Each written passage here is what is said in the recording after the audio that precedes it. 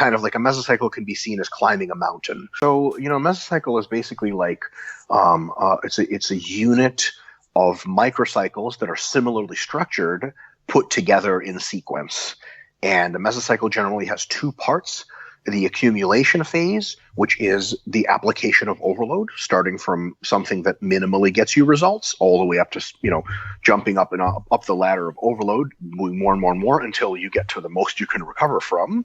And then the second part of the mesocycle, or of most mesocycles, is the deload, where as fatigue accumulates, and it generally does so over the course of multiple weeks, anywhere between 3 and 8 weeks mesocycle length, we basically see fatigue accumulating. After fatigue gets to a certain point, it becomes counterproductive to continue to train. So then we deload, reduce the fatigue, and then we start another mesocycle, which is another foray into the stratosphere. Kind of like a mesocycle can be seen as climbing a mountain, right? You start at base camp, you go out to summit, and then you come back down, you rest and recover, and then you climb another mountain. So it is discrete entities based on the application of overload and the accumulation of fatigue. When we can't apply overload anymore, and when our fatigue is maxed out, then we have to deload, and that gives us a finite place to cut things off.